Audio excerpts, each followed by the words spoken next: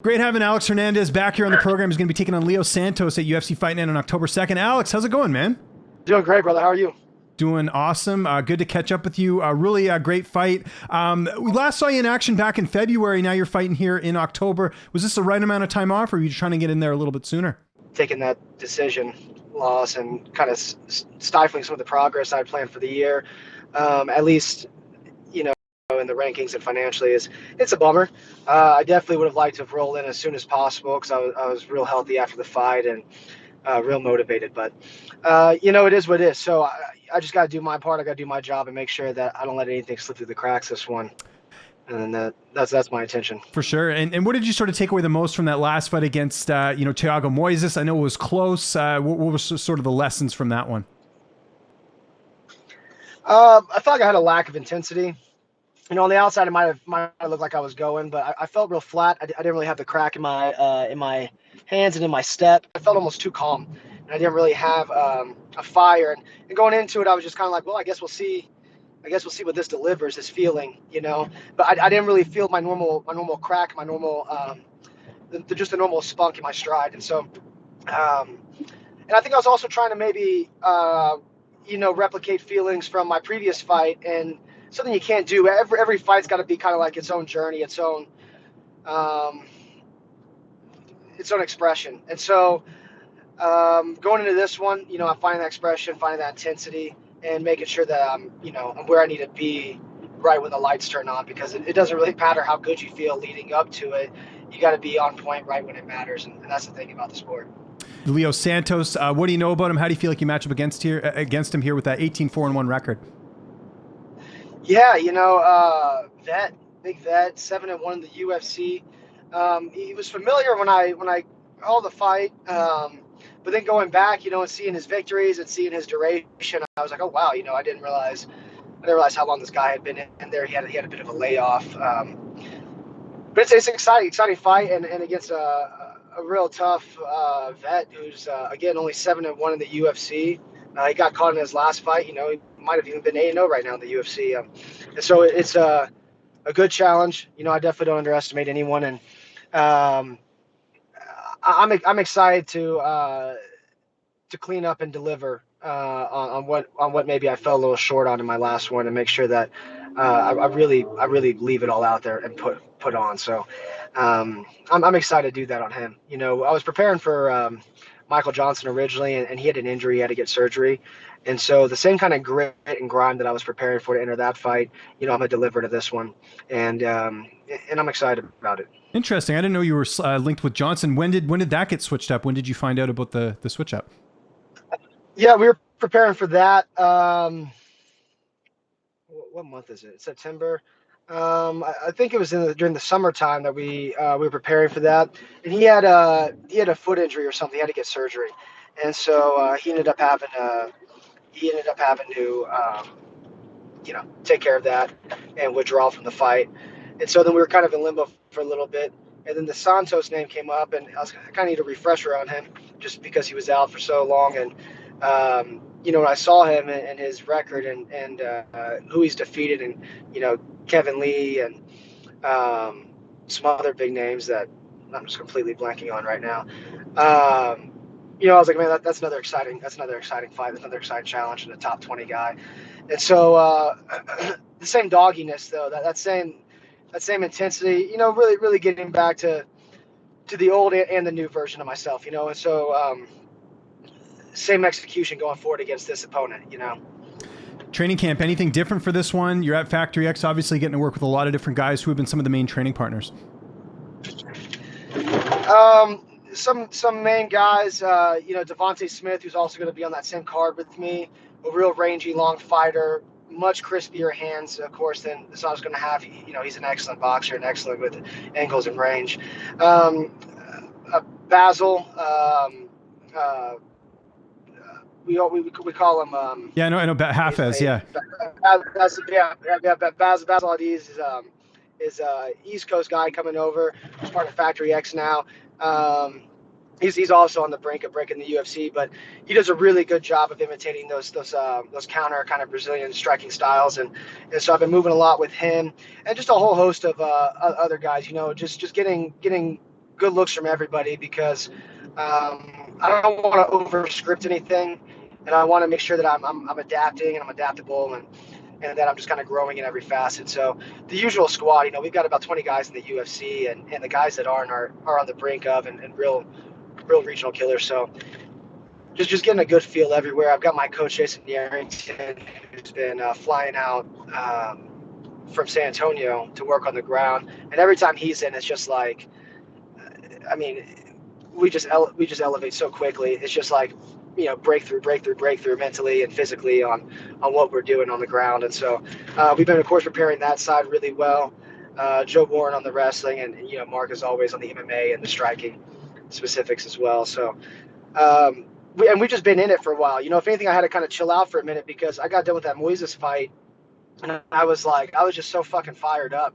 I was so ready to get back to it, and I was so mad about it, and I was like, man, I would give anything to reverse that fucking decision. I was like, I'll give $100,000, I'll give my whole paycheck to reverse that decision. And so we started this idea of like Grit Mountain, and we just climbed to the top of Grit Mountain and just been breaking motherfuckers off since, and that's what I've been doing. I've just been not physically hurting anyone, but I've been breaking everyone, mentally and physically, and of course without injury, but just making sure that I'm the one leading the dance and everything, and that was going on for a while, and then I was like, oh, you know what, I'm kind of been on Grit Mountain a little long, I need to take a little break, and so we kind of timed it well to start for this fight, here in October, and that's where we're at. So it's just been a real grimy camp, with everybody that's been in front of me. How do you envision the fight playing out on October 2nd? How do you see this one going down? I see him acting in the ways that the most, my Brazilian opponents have gone. Real counter-strike oriented. He might press forward a bit, but I think the Apex cage is certainly going to play to my advantage because I'm a pressure fighter, and I'm going to take advantage of it. I feel myself. In the last fight I had Moises on his heels a lot, because it's like I couldn't feel it in my bones just on some of the execution. So just the fire that built, I can assure that no matter how I feel, like I will deliver. I'm not going to let just silly things kind of slide by me. And so I want to make sure I keep him on his heels. I'm going to make sure I'm blending the whole time. He doesn't like to have to go up and down. So I'm going to make him work. I'm going to make him work off his back. I'm going to make him work. If he gets to his feet, I'll make him work back on his feet. I'm just going to put him to work. I'm going to put him to work the entire fight. I'm going to stay busy. I'm going to have a really high pace, high volume, and I'm going to make him work from the most guys get, but the up down is what kills you, And so I'm gonna push him. I'm gonna push his cardio there, and then however the fight unfolds with that, But I'm gonna put him to work. And I got to ask, just because it's at the top of your division and it's coming up in December, Dustin Poirier, Charles Oliveira, lightweight title. Who do you like in that one? Yeah, real exciting. I favor Oliveira. I think Oliveira's got all the tools. I think he's crispier. He's more technical. Poirier, of course, is incredibly well-rounded and just the doggiest of dogs. But I think Oliveira can capitalize on some of the mistakes and some of the holes in Poirier's game. So I'm gonna say Oliveira. Do you want to get one more fight in this year, depending on how this one goes? Is that kind of what you're looking at? Of course, and everyone does, and we always say we will, but it never seems to happen. It never seems to fucking happen. So I'm not planning on it. Mm-hmm. I would love to. I'd love to make good quick work of this fight or not. I'd just love to make good work, get leave injury free, and get another one in. I would love nothing more, but I'm not banking on it by any means. It doesn't really seem to happen that way. So I figured if I can do well this fight, and then it'll probably be around the same as last year, was kind of around that January, February time period. How many more fights do you have left in your contract? Do you know? I don't. Maybe one, maybe two. Not sure. We do a good job of negotiating beforehand for nice little pay bumps. So I don't know. No worries. It's probably two, if anything, because I was going to say usually you negotiate on the last one, right? So. Yeah, and we've just been kind of negotiating. I've had such a weird, turbulent and just odd career that. Based on my opponents and stuff, we've negotiated sooner. Sometimes it'll be after each fight. My first 3 fights were all new contracts, so it just depends. I'd like to do real well this fight. I like to secure a bonus, make my year right, And then, you know, I'm not too greedy about anything, and I don't ever ask for, you know, more than I think is merited. So, you know, I'd probably get one more in, and then negotiate for a higher pay again. There's been a lot of news going on in MMA. Just wanted to ask you a couple things on that as we're wrapping up here. Obviously, Khabib Nurmagomedov's been in the news. He mentioned that he does not want to have ring card girls in his promotion. I know there was some translation issue whether he actually thinks ring girls are necessary, but I'm curious your thoughts as a cold-blooded American. Do you feel like ring card girls are something that MMA needs, or is it something that we could possibly look at getting rid of? I don't think we need to get rid of them. But I also don't think they really matter. I mean, they could really, and I don't mean that like as in people they're significant. It's just as a role, it's very much an aesthetic appeal, you know. And I've never paid attention to it, you know. And when you're watching on TV, you don't see it. And then when you're watching the fight live, you're not really paying attention to it either, because you're watching the fight, and then in between you're generally talking bullshit and you're having a drink or whatever, and so you're not. Nobody really needs. Oh, there's the reminder of, I forgot what round it was. There's only fucking 3, you know, and maybe there's 5. You know, there's a number of ways with technology that you could definitely do that. If I were my own company, I would probably do it a million other ways to save money on just on my payroll. I would probably have an electronic number that appeared, you know, where the center screen was, or something. The big giant telecom screen in the center, 1, 2, 3. You know, pretty easily replace that job. It's not like, it's not like a necessity of the game, and it's far from indispensable. So I think if there was a career that was going to go, I think that'd be the first one to get cut. But you know, whatever the promotion wants, it's you know, it's just, he's, you know, kind of religious side and everything. He's not going to do that, which is, you know, fine. Yeah. No, exactly. They're far from necessary. Yeah. You know, far from necessary.